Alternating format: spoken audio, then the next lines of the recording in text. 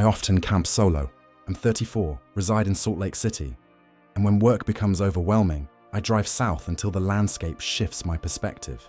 In late September of last year, I decided to take a long weekend and set my sights on Dead Horse Point State Park outside Moab. Previously, I had stayed at the main campground, but this time I craved solitude. I pored over maps and found a legal backcountry site a few miles beyond the paved viewpoint area, accessing it via a rough spur road. There was no cell service out there, just pale dirt, juniper scrub, and the iconic red rock that turns the Colorado River into a surreal sight from the cliffs.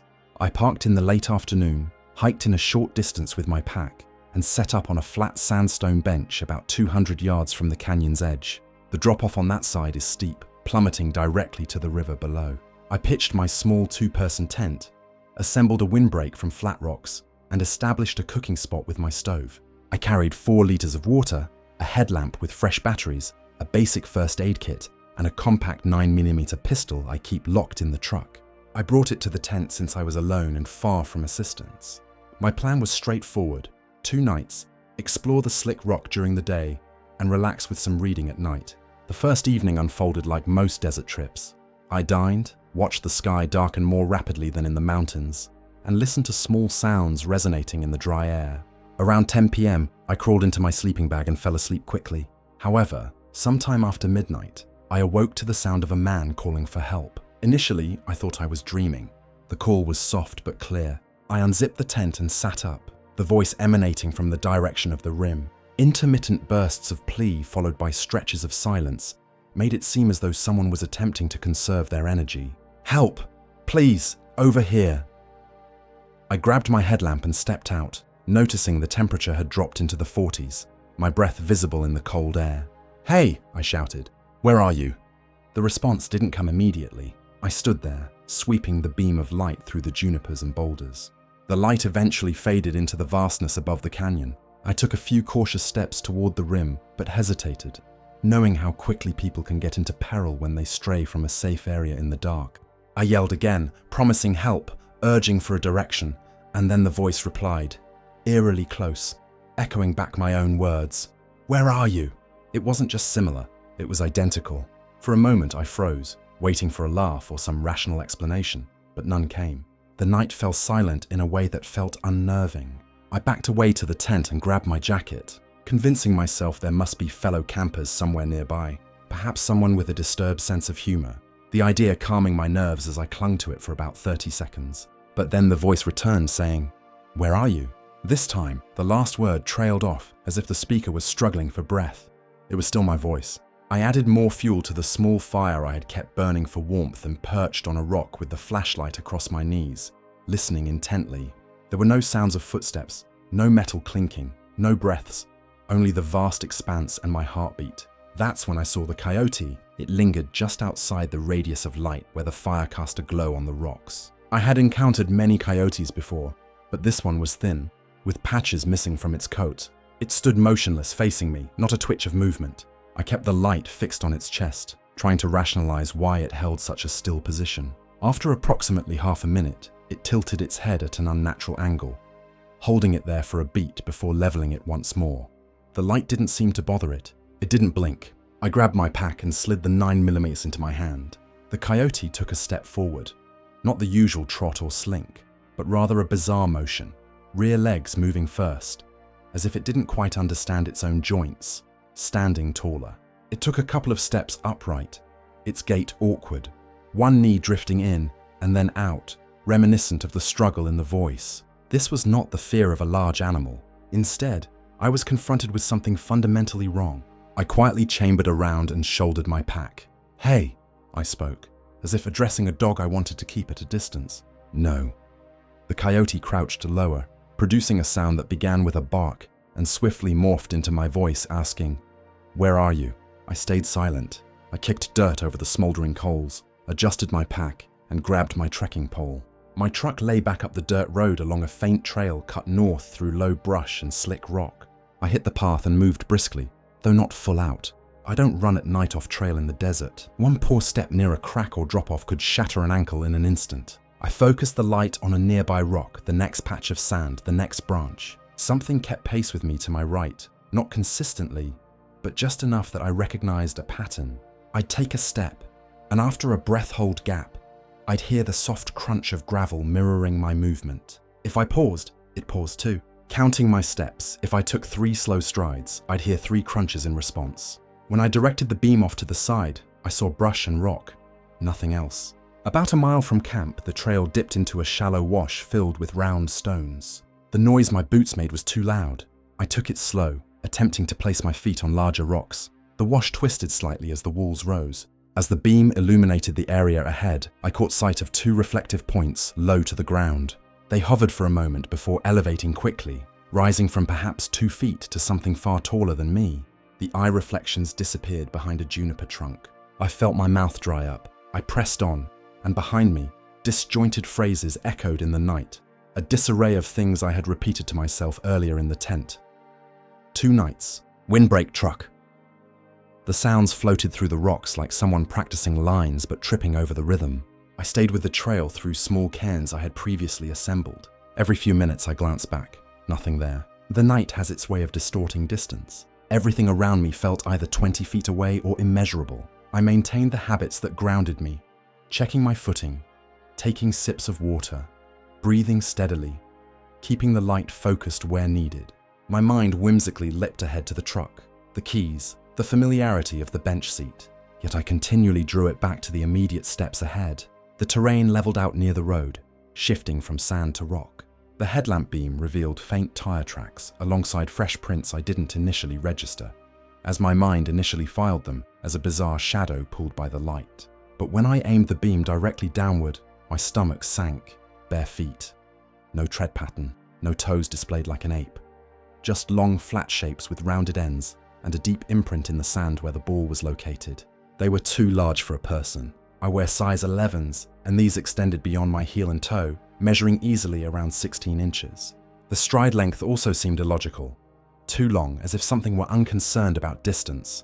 The prints led from the center of the road toward where my campsite was. Though I've never been religious, I quietly expressed gratitude that the tracks moved away from me.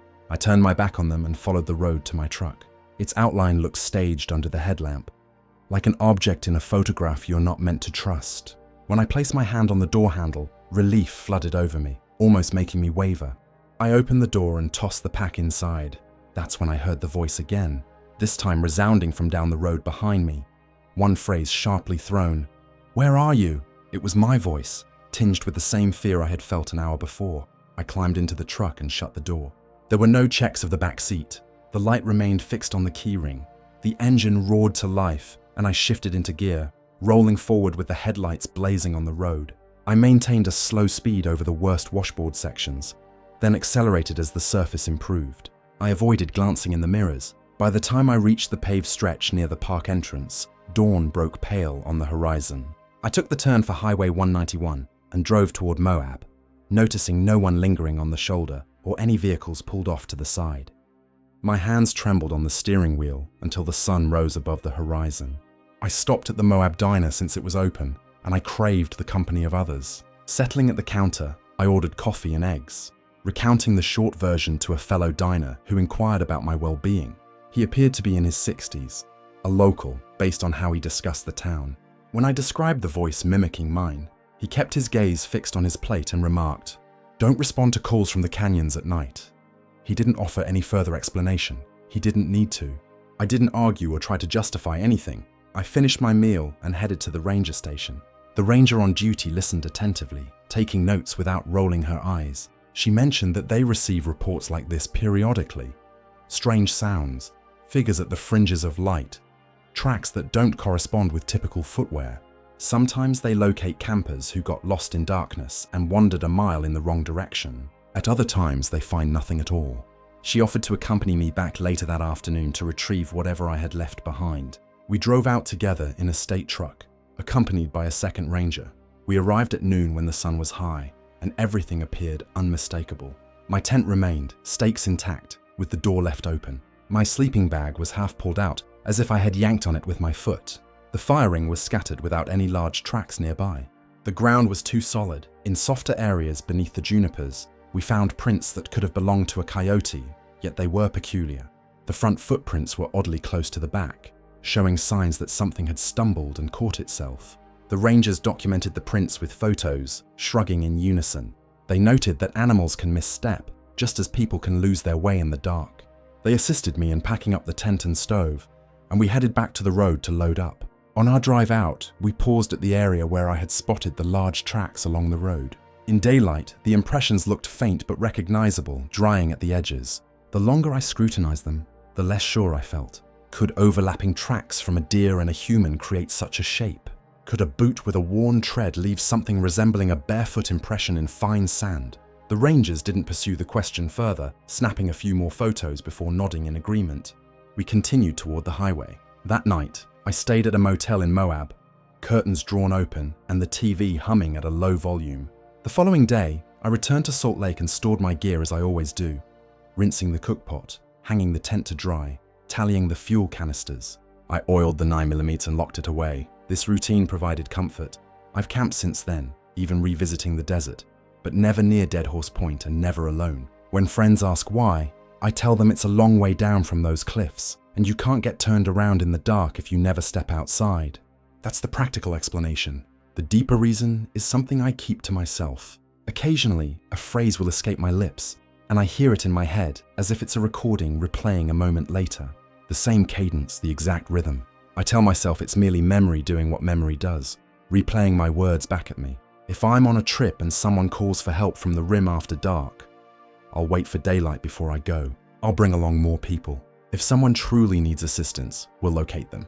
If it's something else, it can remain at a distance. The tent I abandoned that night sits back in my gear closet. The only damage is a melted spot in the corner from burying the coals too hastily. It faintly smells of smoke and desert dust when I retrieve it. It still functions perfectly well. Now, I set it up with friends, and I ensure the fire is fully extinguished before we call it a night. Once the sun sets near Moab, the cliffs slice through the light like a knife. We speak a little quieter and stay closer to camp. When someone inquires, "Where are you?" After dark, we don't reply. We wait for morning, and then walk where our feet can be seen. That's how I left the desert on my own terms. That's how I did it.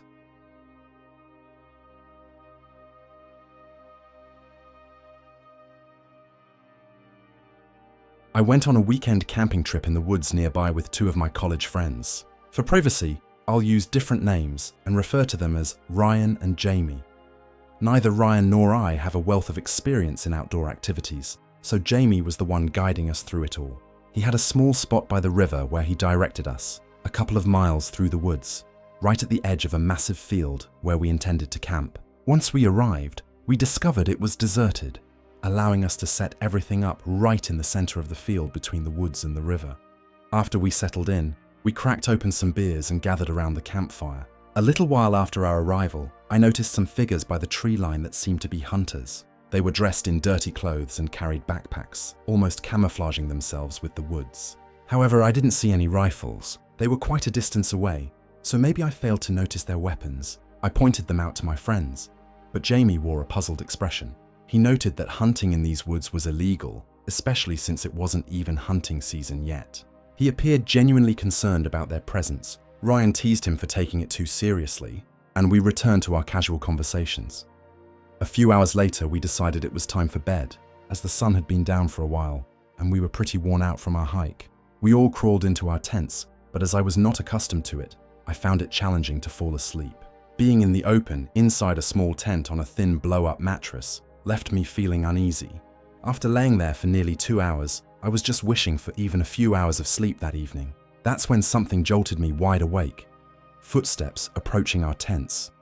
At first, I thought it must be Ryan or Jamie, possibly returning from the bathroom, but I swore I would have heard them unzip their tent. Just seconds later, I realized that there were more than one set of footsteps. There were 2 or 3, maybe even more, all moving in a line.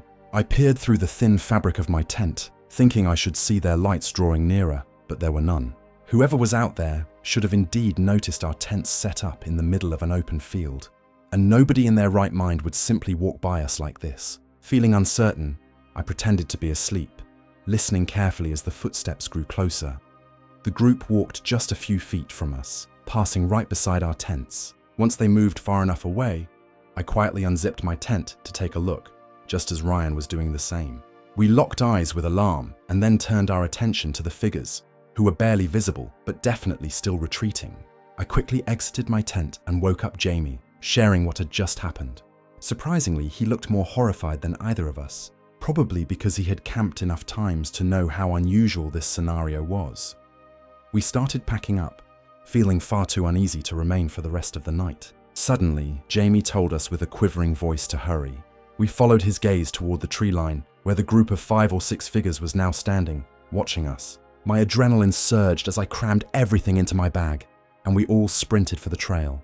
We kept our lights off in the hope of remaining unseen, and spent the remainder of our walk barely able to see anything. Fortunately, we made it back, but speculating what that group was doing out there is unsettling. Given everything, it's hard to believe our encounter with them was accidental.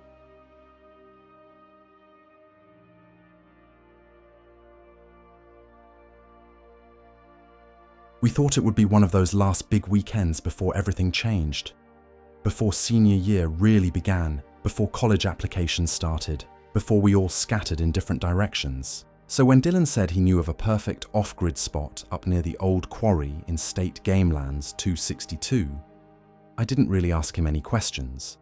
It was me, Dylan, Jess, and Corey, the usual group. We'd known each other since middle school. Dylan had the truck, Jess had brought firewood and a speaker, Corey had his dad's old 2-person tent that smelled strongly of mildew and campfire. I was the planner. I brought the map, the emergency gear, the freeze-dried meals that we all class hated. The hike-in was pretty easy. 2 miles from a pull-off, then a narrow trail through thick brush led to the Corey rim. The trees were dense until the very edge. Then they gave way suddenly, and the land opened up into this huge bowl of pale grey rock. The quarry pit itself was easily 200 feet wide and maybe 50 feet deep, like a massive empty crater flat at the bottom, with woods climbing up steeply on all sides. Rumor had it, the place had been shut down since the 80s, after some kid fell and cracked his skull. There was no signage, no fencing, just a dead place now, left to rot inside the forest. But Dylan was right. It was secluded and almost beautiful in a raw way. The trees filtered the late afternoon sun down into gold shafts. The old quarry walls echoed our voices when we shouted. There were no other campers, no roads nearby, no cell signal. It was just the 4 of us, the quarry, and the fire pit that Dylan swore was still mostly intact, at least from the last time he'd come here with his cousin. We set up our tents on the north ridge overlooking the quarry floor. Dylan and I in one, Jess and Corey in the other.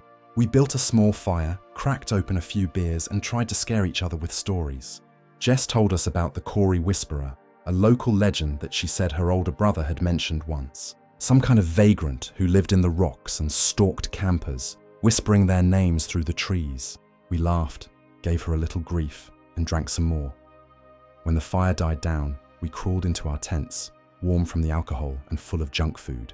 I passed out to the sound of frogs and cicadas and woke up to silence. Total, heavy silence in the one tent unzipped. I sat up quickly. The air outside felt still. The chirping and buzzing that had filled the woods earlier was gone. Not even the wind was moving through the trees, just this cold, unnatural quiet. I glanced over at Dylan, still fast asleep, snoring loudly.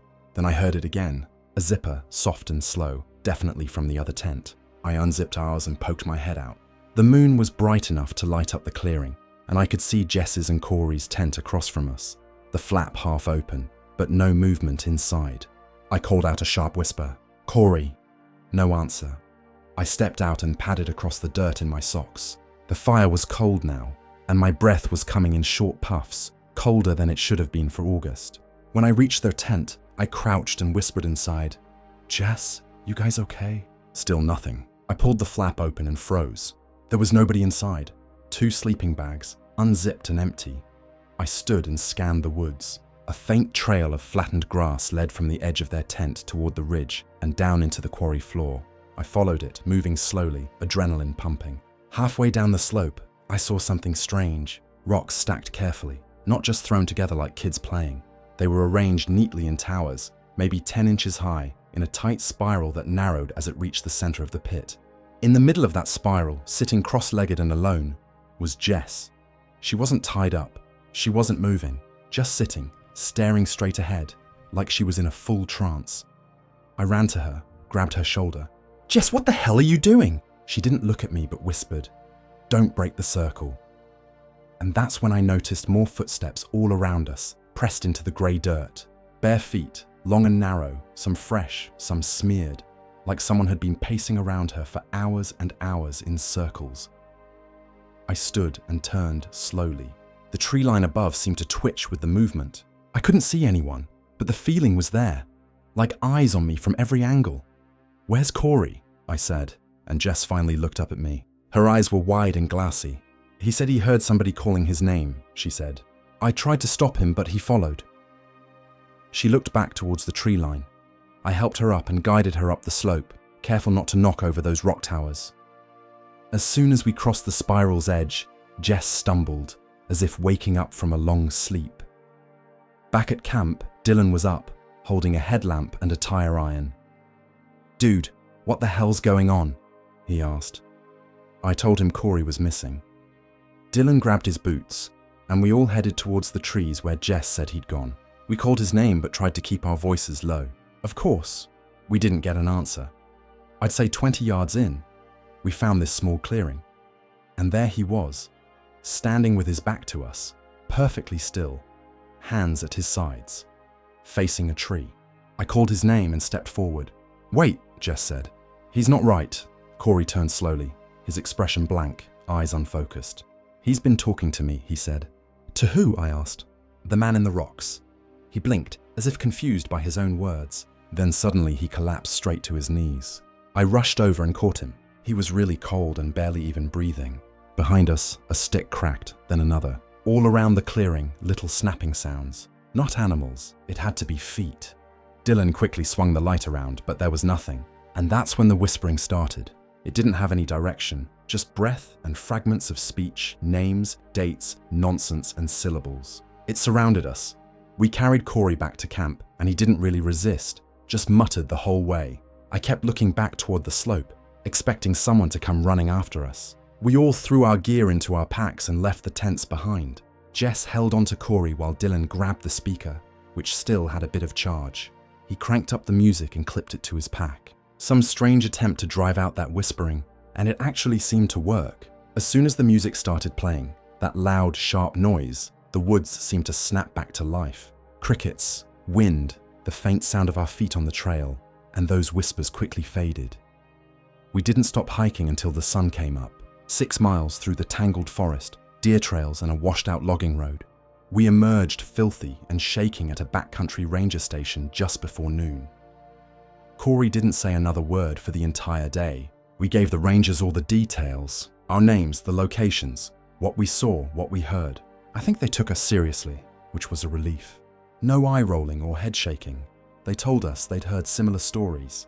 Solo campers going missing, weird symbols made of rocks, whispering always at night. One guy last fall claimed to see a figure crawling along the quarry walls, mouth moving with no sound. They searched the pit the same day, found our tents and a few of the spirals still intact, but nothing else. No bare footprints, no gear from anyone, no evidence of who or what might have been down there with us. We went home that same day, and nobody really slept on the drive back. Corey got quiet after that, almost like something had crawled into the back of his mind and taken up residence there. He didn't talk about the quarry, didn't want to. Jess stopped camping altogether, and she won't even go near a fire pit. Occasionally, I'll still think about those spirals of stones, about how carefully they had been arranged, about how Jess had said not to break it. Every now and then, I'll hear the wind move through the trees at night and catch myself holding my breath, listening just in case I hear those whispers one more time.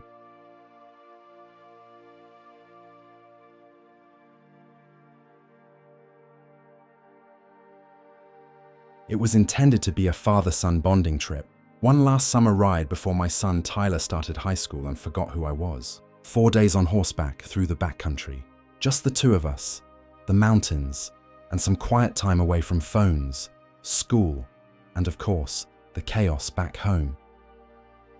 We started at the Sisters Trailhead and rode south through the pines. Tyler was 14, moody, allergic to small talk, but he was steady in the saddle. He'd been riding since he could walk, just like I had. Horses were how we connected when words failed. Those first 2 nights out there were truly perfect. Crisp air, clear skies, trout for dinner. The horses, my mare Daisy and Tyler's stocky quarter-horse Rooster, were calm and steady. Tyler was opening up a bit, asking me things he hadn't in years. On the third day, we turned west toward a place I hadn't been since I was a teenager. A small crescent of grassland nestled among lodgepole pines. My dad used to call it Dead Mare Hollow. He said it had the best grass in the entire range. We never saw another soul there, even in peak season. I figured it'd probably be the perfect final campsite. When we arrived, I recognized the layout instantly. The fire ring was still there, half buried under moss and ash. The old hitching post was still standing too, just a couple of split logs driven into the earth and wrapped with cracked rope, weathered and sun-bleached. I really hadn't remembered how unsettling it looked, almost like someone had lashed it together for a sacrifice instead of horses. We unpacked, unhitched the horses and tied them off, then started a small fire. Tyler asked if the post had always been there. I told him, yeah, it's probably been up there since the 40s. Nothing to worry about. We roasted hot dogs, told stories. He even laughed at one of mine, a real gut-busting laugh. And for a few minutes, it felt like things were good again. That night, though, I woke up to the sound of hooves, but they weren't from Daisy or Rooster. Those two were completely still, ears pricked, alert, and staring into the trees. The hoofbeats were coming from something else, pacing through the darkness just beyond the firelight.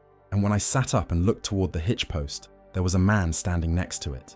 At first, I thought it might just be a trick of the firelight, maybe a stump or a shadow caught just right. But the longer I stared, the more distinct it became. It was a man standing next to the hitch post. He was still as stone, wide shoulders, a cowboy hat pulled low over his face, a long duster coat that didn't even stir in the breeze. He wasn't looking at us. He was looking at the horses. I didn't wake Tyler yet. I sat up slowly and reached for my revolver, the one I always kept under the saddlebag next to my bedroll. My dad taught me a long time ago, you don't shout, you don't panic, you just move. I whispered, Daisy. She didn't respond. She just stared. Rooster was the same, frozen still, not spooked, not trying to run, just locked in place. I turned back toward the man, and he was gone. He didn't walk away or fade, just gone. 1 second there, the next, empty space. No movement, no sound, nothing. He'd been 20 paces from the horse and then simply vanished. I stood, flashlight in one hand, revolver in the other, and did a slow sweep of the woods. Nothing but trees, silence, and the faint rustle of wind in the high branches. I checked on the horses. No marks, no injuries, just wide-eyed and trembling. I didn't sleep the rest of the night.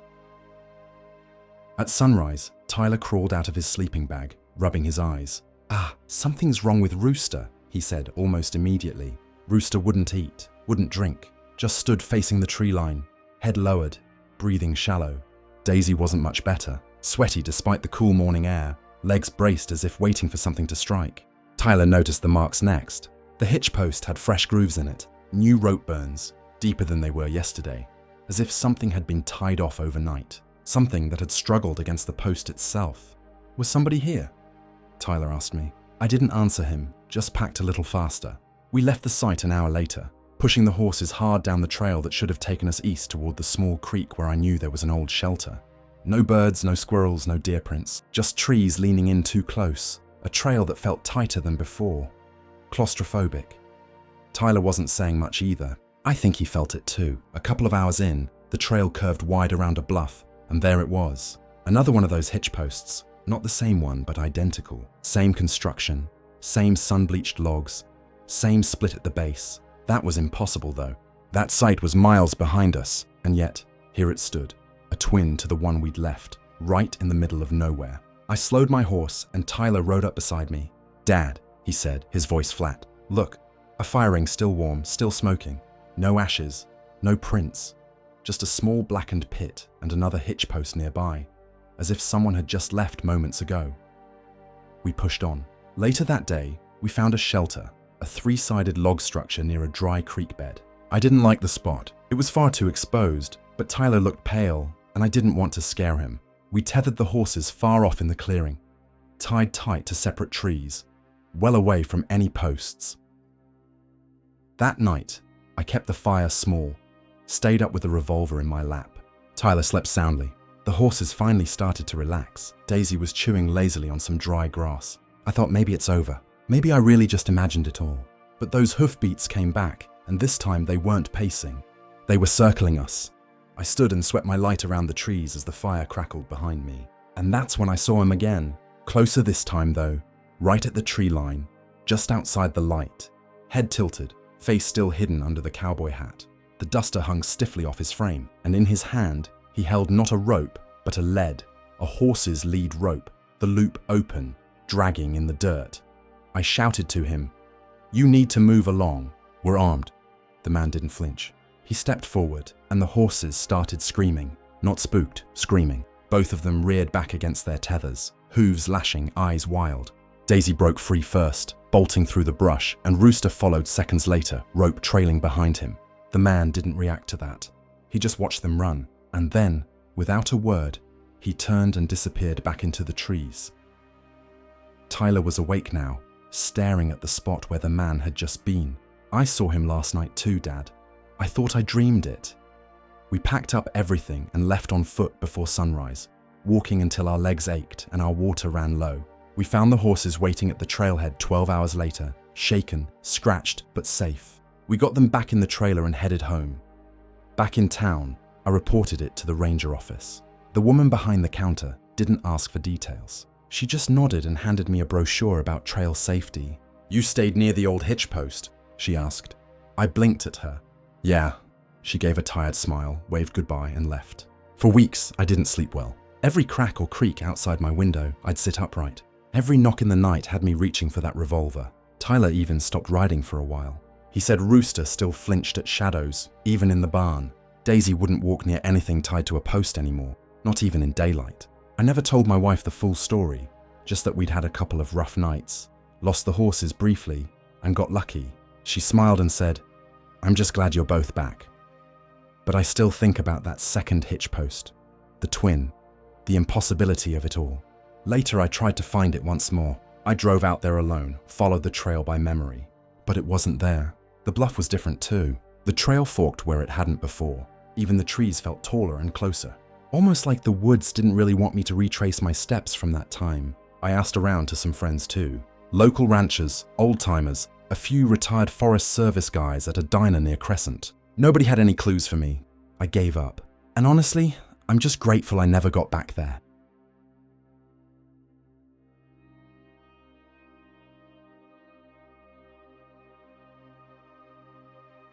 This was reported to have happened 2 years ago, in the middle of spring. I had taken time off work to go camping at a small lake in northern Minnesota. It was a place I'd been to a couple of times before, but this time it was just me. My friend or family decided not to join me. The hike to get there took about 2 hours, but it wasn't too rigorous. Mostly just flat trail all the way there. I set up my tent and other things a bit into the woods so as not to be right up against the lake. Then I unfolded my chair, popped open a beer, and listened to the calm sounds of the water and the birds chirping. It was already late into the day, so I didn't have much time before the sun started going down. I always enjoyed nighttime in the woods though. It was always so quiet and almost felt freeing in a way. I don't know how else to describe it. However, this night was different. Once the sun went down, I built up a campfire and continued relaxing. Yet, this feeling came over me that usually didn't happen. I felt like I was being watched. I kept looking around at the trees and the darkness that surrounded me, having this uneasy, almost paranoid feeling. I was never like this, so I wasn't sure what was going on. Every time I looked around, though, I didn't see anything at all. The problem was that it was so dark. I'm not sure I would have been able to see anything, even if there was something or someone out there watching me. Of course, with no real reason to feel the way I did my best to suppress the thoughts and try to ease my mind away from it. Eventually, I was able to distract myself by thinking about some personal stuff I had going on in my life. It wasn't a fun distraction, but I guess it was better than being paranoid. Hours passed. I want to say it was about 10 or 11 by this point, when there was a very sudden and loud crack in front of me, like a large stick snapping under heavy weight from somewhere right ahead of me. It was pitch black out there. I couldn't see anything. The sound was so loud though, it echoed across the woods. A shiver ran through me. It sounded like something heavy stepping on a branch. Was it a large animal or was it a person? I wasn't sure which I was more afraid of. I pulled out my bear spray, then called out, "Hello? Anyone out there?" There was not even the slightest sound in response to my voice. I couldn't help but feel like if it were a large animal, I would have heard them walking around, brushing up against the bushes and crunching the leaves. I kind of just sat there for a minute, staring out into the dark and waiting to see or hear something. Then I remembered I'd brought a flashlight with me. I dug through my backpack and grabbed it, but by then, it had already been a minute or two. When I shined it out there, it was empty. Nothing out there at all. Obviously, I was starting to feel paranoid again, but this time it felt justified.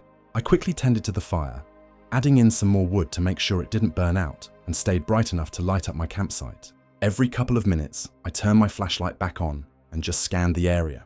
Then one time I turned it on, I immediately saw something at the far end of the light. It was a person, definitely a man. They were freakishly tall, not like inhuman or anything, but maybe like 6'5". They instantly moved out of the light, going further back where the light couldn't reach. My adrenaline was pumping. Had my gut feeling been right this whole time? I thought back to the sound I heard earlier and how it sounded like something large enough to make such a loud crack sound. The guy I saw was huge. At that height, he was probably 250 lbs at least. It had to have been him, which means he was out there watching me for who knows how long. I panicked, taking down my tent and shoving my belongings into my backpack.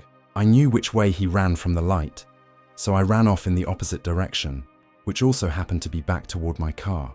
After a while, I felt safe enough to turn on my flashlight on the dim setting and walk the rest of the way. As I walked, I tried to think up reasons for him being out there. Something definitely would have happened. I have no doubt about it. But the guy was huge. Why didn't he just attack me or rob me right away? Why wait and watch me?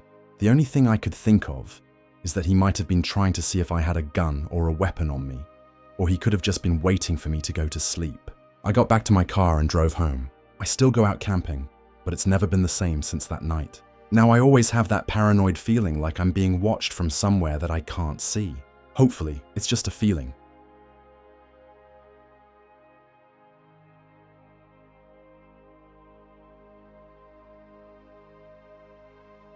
I went camping in the woods at the back of my property. I have a substantial amount of forested land, so I like to utilize it by going for casual camping trips every now and then.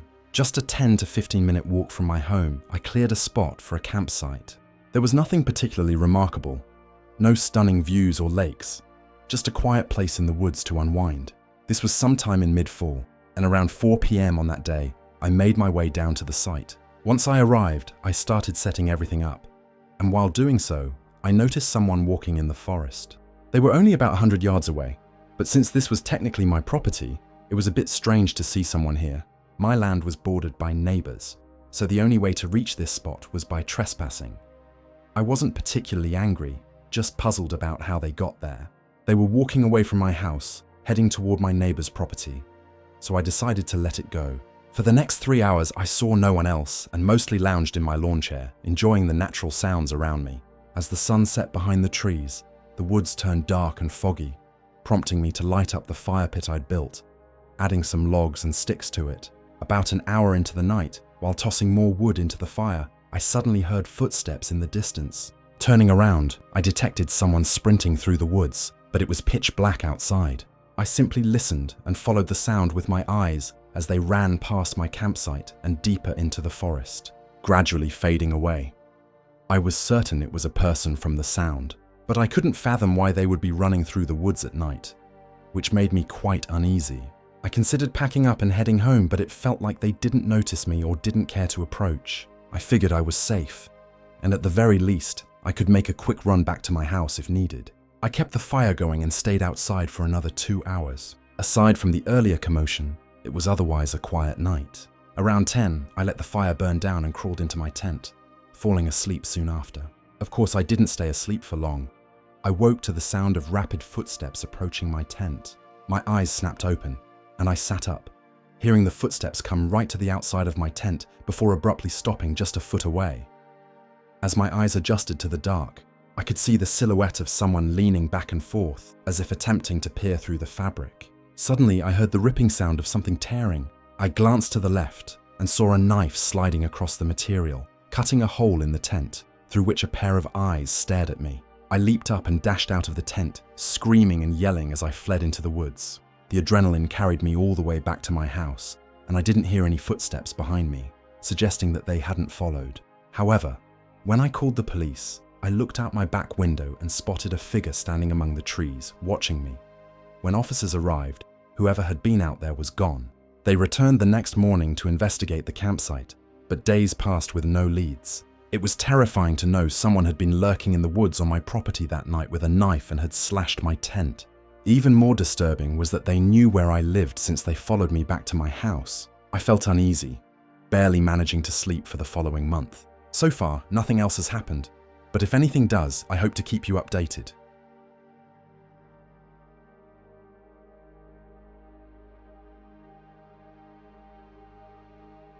This tale unfolded about 7 years ago, when I was around 19 or 20. At the time, I worked as a scout leader, which was honestly one of the best jobs I ever had.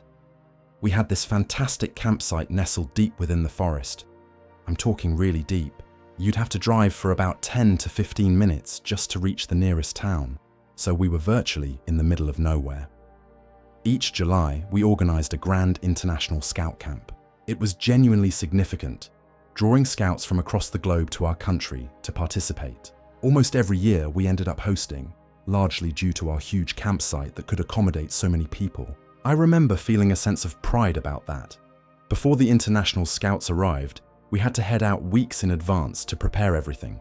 We're talking hundreds of tents being set up, campfire areas constructed, dining halls organized, safety equipment checked, hiking trails marked, you name it. Our preparation crew consisted of about 20 people, roughly 10 to 12 guys, with the rest being girls, all quite young, between 18 and 22 years old. If you've ever been part of Scouts, you'll know there's an essential tradition. The first thing every Scout team does upon arriving at camp is raise their country's flag. This flag holds immense importance. If another country's Scouts steal it, it's a massive embarrassment. The entire team that lost their flag must pack up and leave immediately. There's a rule too. Teams can kidnap members from rival teams during camp.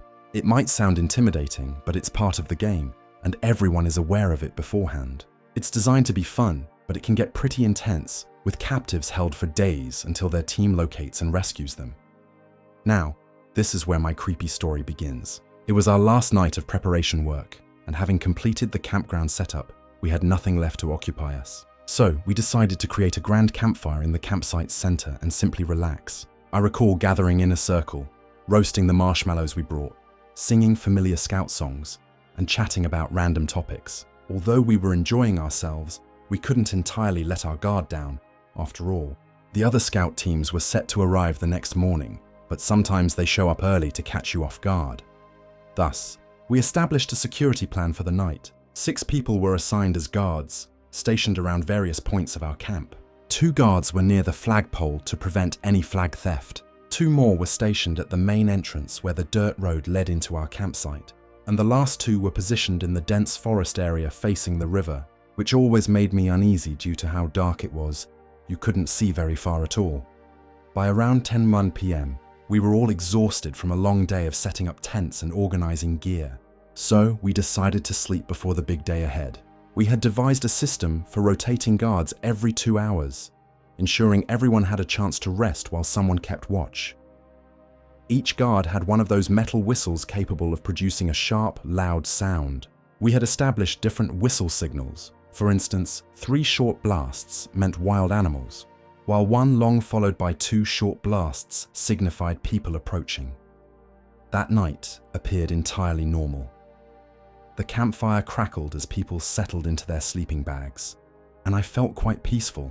However, something transpired that still gives me chills. I had only been asleep for about an hour when I was jolted awake by a whistle. I sprang up from my sleeping bag, noticing that everyone else was already outside their tents. We all raced in the direction of the whistle.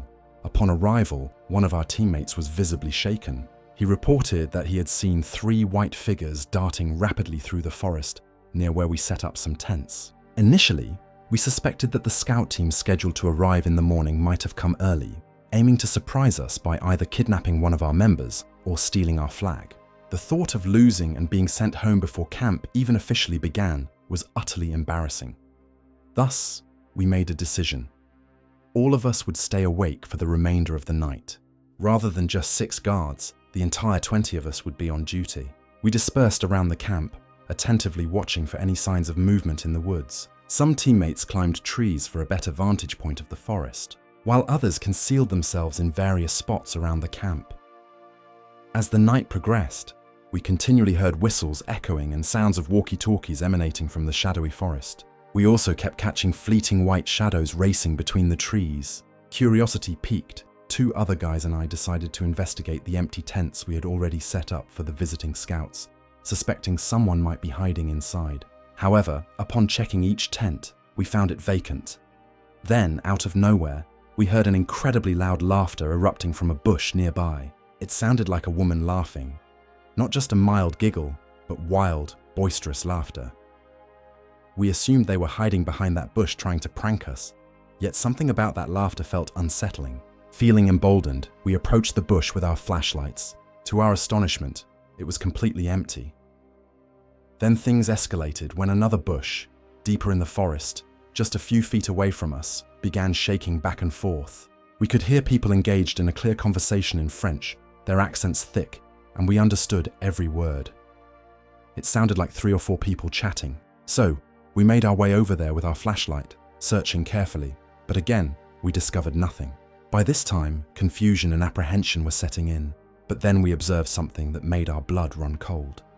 A man in a white t-shirt was sprinting abnormally fast right in front of us through the trees. His movement was uncanny, incredibly rapid, as if he wasn't even touching the ground, gliding just above the forest floor. We quickly realized this wasn't the other scout teams playing games with us. You must understand, this was a thick forest filled with branches, leaves, and twigs littering the ground. When you run through such terrain, noise is unavoidable. Leaves crunch underfoot, sticks snap, branches brush against your clothes. But this guy was silent, effortlessly gliding through the trees as if floating. For the next 2 hours, bizarre events continued to unfold. We consistently heard our designated whistle signals coming from deep within the dark forest, but none of us were the ones sounding them. Every time we heard one, we'd count our members only to confirm that all 20 of us were accounted for. So, who was creating those sounds? We also kept hearing whispers in French and Armenian. The voices were clear. It was evident they were conversing. Yet every time we rushed towards the voices with our flashlights, we would find absolutely nothing. Oh, a key detail to mention. The scout teams slated to arrive the next morning originated from Georgia. We also had a few coming from the United States, meaning no French teams were expected at all, which made hearing those conversations even more bizarre and perplexing. After scouring the dark forest for approximately 2 hours, I found myself utterly fatigued. So, I decided it was best to return to my tent and attempt to sleep. I shared a tent with 2 of my female friends, so there were 3 of us girls sleeping together. I crawled into my sleeping bag and tried to unwind. However, roughly 10 minutes after settling down, I heard the unmistakable sound of a car engine approaching our campsite. This immediately struck me as wrong. You see, our campsite was situated deep within the forest, accessible via bumpy dirt paths. Regular cars weren't meant to reach such locations. The terrain was too rocky and narrow. I need to clarify. None of us had cars with us, nor did the other scout teams. The logistics involved a large bus from the nearby city, dropping us off at the campsite initially, then returning to pick us up at the camp's conclusion. Therefore, there shouldn't have been any cars at all. Yet I distinctly heard a vehicle driving directly towards our tent area, its high beam headlights blazing, a blinding light. The car approached with such alarming speed that we froze in terror, assuming it would crash into our tent only moments away. We had no time to run or react. In the final seconds, the car halted just in front of our tent. I could see the bright headlights illuminating the tent walls. My heart raced as if it might burst. We heard the unmistakable click of the car door opening. But here's the eeriest part. We heard no footsteps, no sounds of someone exiting the vehicle, nothing at all. After a few seconds, we heard the car door slam shut, followed by it reversing and driving away. I was trembling uncontrollably. This wasn't the other scout teams playing games. This was something entirely different, and I was terrified. We all rushed out of our tents to see what happened. Everyone in our group witnessed the vehicle. It was a Jeep. However, the truly frightening detail was that no one exited the Jeep, and we couldn't see who was driving it or who was inside. After that horrifying experience, we collectively agreed there was no way we could go back to sleep. We stayed awake together for the remainder of the night, all 20 of us keeping watch. Throughout the dark hours, we kept spotting those men in white shirts hovering around our campsite, appearing and disappearing amongst the trees. moving with that eerie, silent gliding. We could hear loud, maniacal laughter coming from various directions surrounding our camp, and we continued hearing whispers in French from different areas of the forest. Even today, 7 years later, I remain completely clueless about who those people were or what they wanted from us. Reflecting on that night chills me to the bone. To be clear, this was a campsite deep within a forest, far removed from towns or cities. I may never truly understand what transpired that night, but I will always remember the sheer fear we all felt.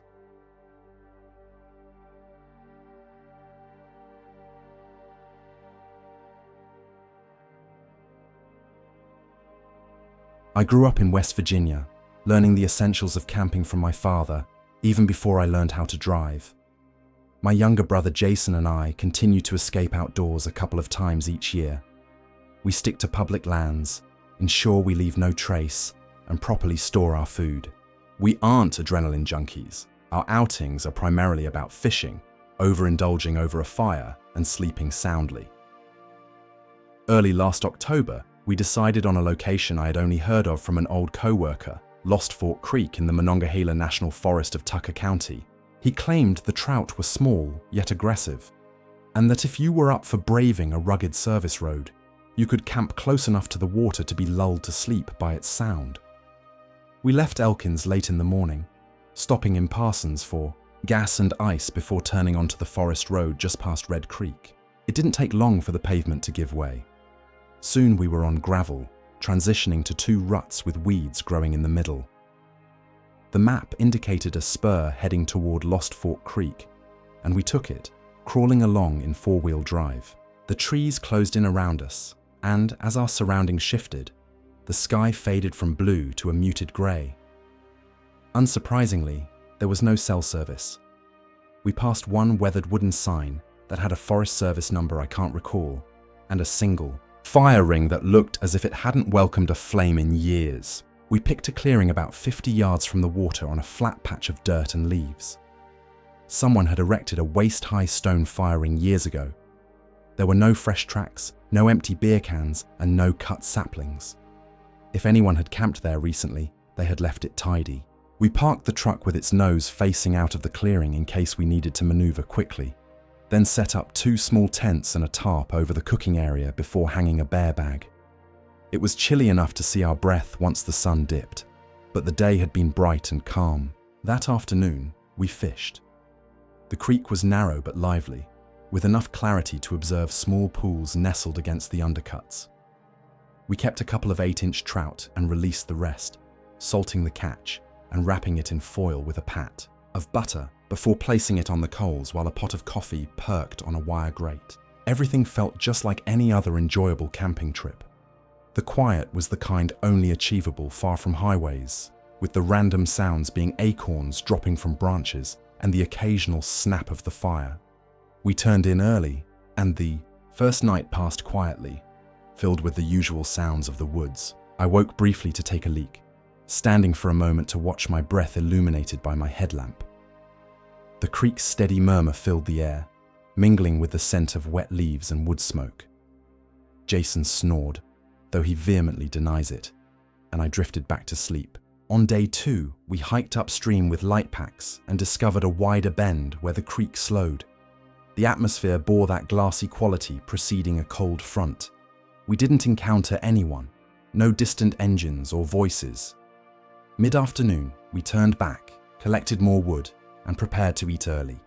As night fell, temperatures plummeted sharply, making coffee feel like a necessity.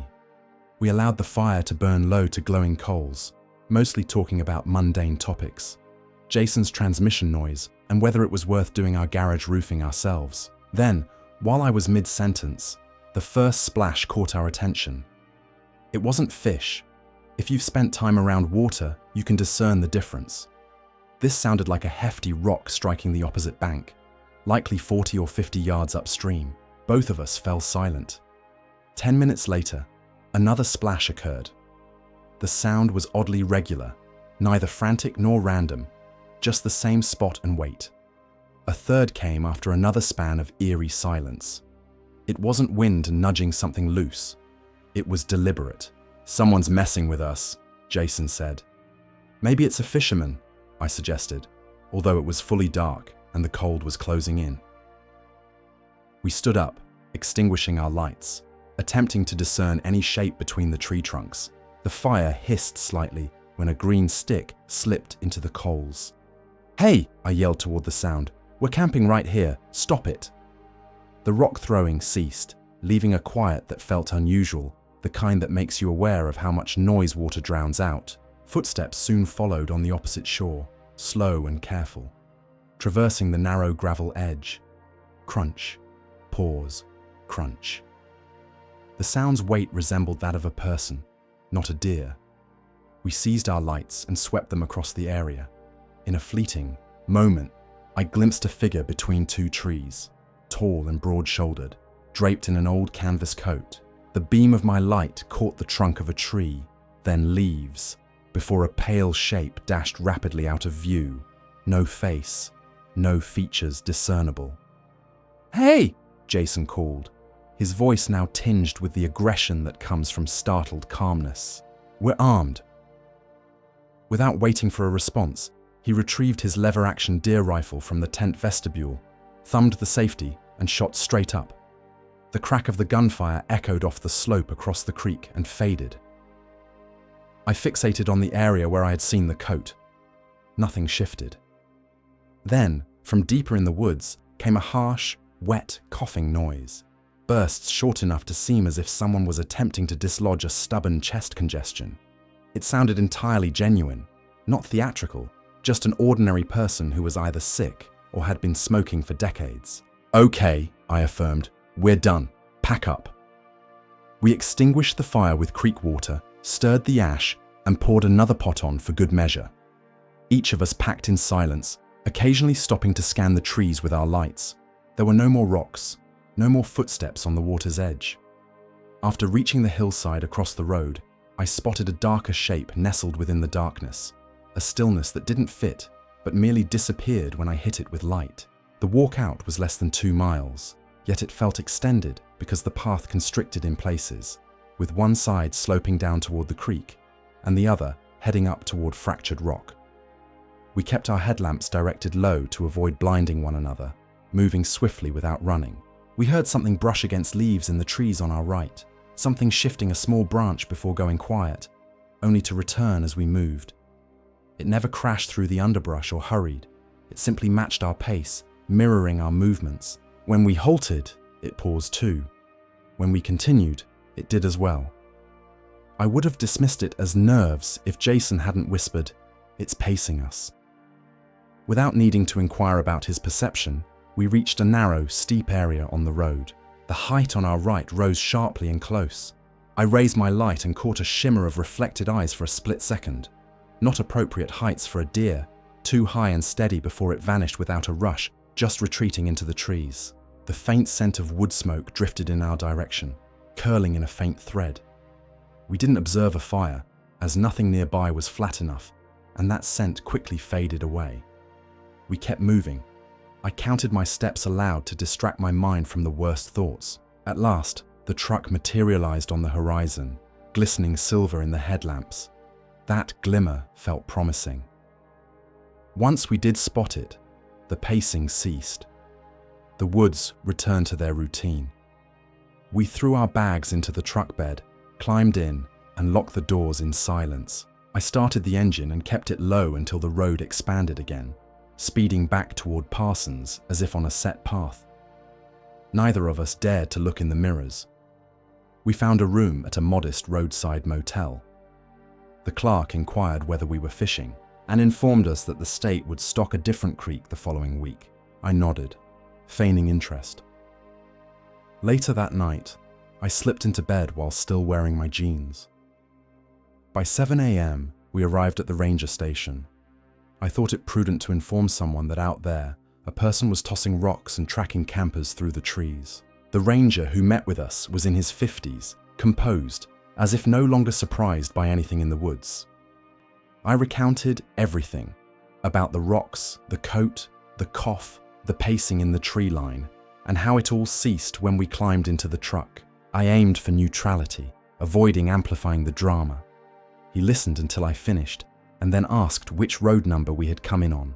I described what I remembered, the turn-off past Red Creek and how the spur became narrow. When I mentioned Lost Fork, he didn't exhibit surprise, didn't make a joke. He simply said, "We have an individual who lives out there. He's been there for quite some time, off the grid, and keeps to himself most of the year. He's unfriendly in October when the crowds thin out. If you camp too close to his area, he'll try to make you leave by throwing rocks and making noise. Sometimes he coughs loudly enough that you can hear it across the water."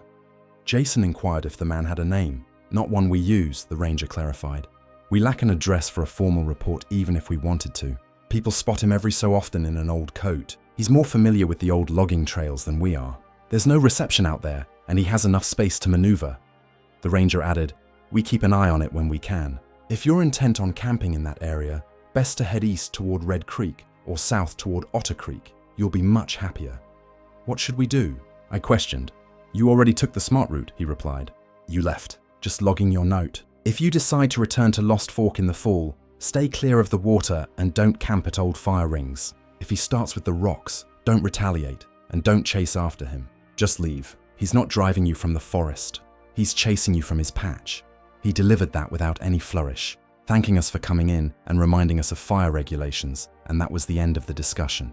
We enjoyed breakfast in Parsons, remaining quiet for a while before heading home. Along the way, we passed 2 access points for dolly sods and openly agreed to only venture to places with established trails and other campers for the remainder of the season. We told no tales that would lead to a supernatural interpretation, as it was simply a person, a large individual in a coat who knows those woods better than we ever could. I continue to camp and fish, but I will never again set up near Lost Fork Creek. There exists a distinct separation between solitude and someone else's territory. I can still hear that cough whenever it crosses my thoughts. The sensation of that steady pacing, slinking through the trees, matching our steps, sends shivers down my spine. Nothing about it felt theatrical, just a reminder that we weren't alone and had wandered where we were unwelcome. The next time we set out, we camped near an established trail and awoke to the sounds of 2 trail runners laughing as they passed our site at dawn. That sound brought relief. A month later, I called the ranger station to inquire about winter road closures. The person who answered recognized my name, recounting what the first ranger had said. If we sought quiet and safety, to stick to Red Creek or Otter Creek, giving Lost Fork a wide berth during the shoulder seasons. When folks ask me for solid fall camping recommendations, I provide those names and leave Lost Fork off the list entirely. Some places are beautiful because they are empty. Others are empty because someone has enforced that state. For what it's worth, I don't believe the man intended to harm us. He simply wanted us gone. We did what was best, departed. That concluded our story, and that's enough.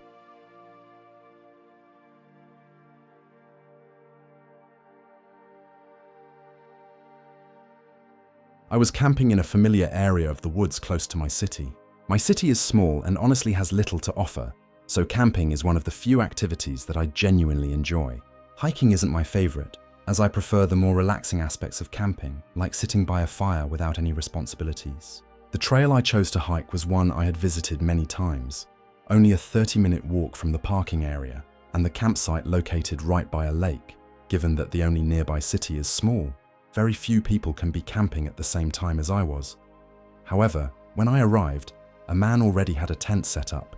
I saw him walking in the sand by the lake. He appeared to be in his 40s and was wearing some basic swim shorts and a stained white t-shirt. I positioned my tent a little further from his and gathered some large stones nearby to create a ring for my future campfire. As I was doing this, I noticed him gazing at me, not just a casual glance. He was standing by the lake with his body completely turned towards me, observing me. I tried to ignore the uncomfortable feeling it stirred in me, but every time I glanced over, he remained in the same spot, still watching. It felt very unsettling, so I decided to wave at him, perhaps hoping for a friendly interaction. However, after I waved, he turned away and resumed walking along the lake. That strange encounter left me feeling uneasy, so I decided to keep an eye on him for a bit. Nothing notable happened for a while, but after about 20 minutes, he walked away from the lake and vanished into the forest behind his tent. I considered the possibility he might have found a trail or just wanted to explore, but I felt relieved that he was gone. For the moment, I moved my chair down by the lake and relaxed, spending an hour there before picking it up again to return to my tent. As the sun began setting, I lit my campfire. While sitting there and admiring the forest, I suddenly spotted a shape way out by one of the trees. Squinting for a clearer view, I realized it was the same guy, standing far behind my campsite, staring in my direction. At this point, it became increasingly creepy. I couldn't ponder how long he had been watching me. I shifted my chair to the other side of the campfire, facing him, so I wouldn't lose sight of him. He remained there for a solid 30 to 40 minutes, watching me from afar until darkness began to set in. The shadows thickened, making it challenging to see him, and eventually his outline became indistinguishable. I could only look in the general direction he had been, but I was acutely aware that he could still see me as the campfire illuminated my area.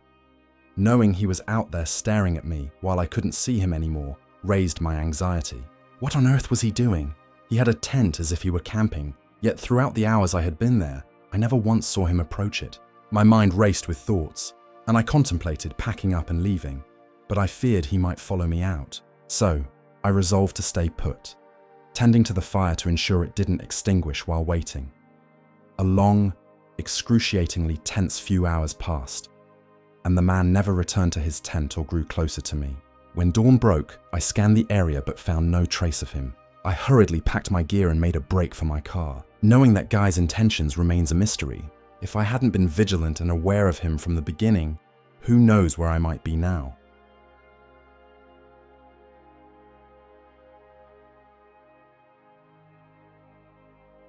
This happened a while ago. I want to say 2014. I live in a pretty woodsy town, like with lots of forest around it, and plenty of small campgrounds within an hour or so. I had a 4-day weekend off from work, and I hadn't gotten out in a while, so I decided to head to one of these campgrounds for a laid-back weekend camping trip. The campground I chose was a small one where you park in a small dirt area and choose one of the 3 sites they had to set up your tent at. There were already fire pits set up, and even some grills and benches.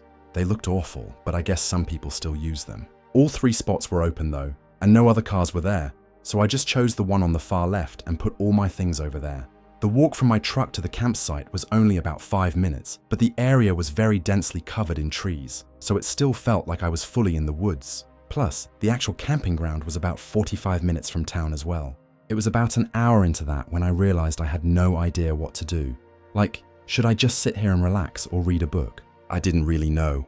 I thought maybe there was a trail or something I could walk on. So I went back to where the entrance was to see if there was anything there. There wasn't. But there was another car next to mine now. It was an old red Toyota, like really old, rusted all around, and with dents and scratches all over. And one really strange thing I noticed about it was, it didn't have a license plate on either the front or the back. I didn't really know what to think, but I figured they must have been camping at one of the other spots. With no trail though, I went back to my campsite and just sat on a log. After only 10 minutes, I heard footsteps coming up behind me. I looked back. There was a guy walking down the trail. He had no backpack or anything and was looking right at me, like he was coming down just to talk to me or ask me something. The man looked like he was in his 30s, but he almost looked older because of how he was put together, or rather, not put together. His brown jacket had holes all over it and was covered in stains, and his beard and hair were oily and shaggy. "You wouldn't happen to be able to help me with something real quick, would you?" he asked. Having nothing to do, I said sure and stood up, but he quickly said, "Thank you," and that he was just asking for now. He still had some things to do first, but he was going to come back in a little bit and get me when he needed a hand. I said okay, and he thanked me again, then walked away. I wasn't too sure why he came by if he didn't need me right now, but I figured he probably just had to unpack his car first and would be back in 10 or 15 minutes. I sat and waited, but a half hour passed and then another. By then, the sun was going down, and I thought he must have gotten it done himself, whatever it was. 2 hours later, I'd completely forgotten about it. I had the fire pit lit up and was making my dinner when I heard footsteps behind me again. I looked back, but this time it was eerily dark. I could hear his footsteps coming down the trail, but he was completely covered in darkness. I couldn't even see his silhouette. I listened to the crunching steps against the gravel slowly make their way into the light of my campfire. It was the same man, just as I thought. I didn't understand why he came back though. It was so late now. "Hey, you ready? Just need a little help still," he said. With what?" I hesitated. He noticed my hesitation. "It'll only take a minute. You aren't busy by the looks of it," he said, jokingly with a smile. but it felt odd, like he was being pushy. He also avoided my question.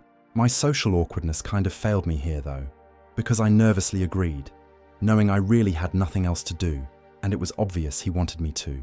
He smiled again and started leading the way. As we got further from my campfire, it got way darker, and I realized how odd it was that he walked here without a flashlight.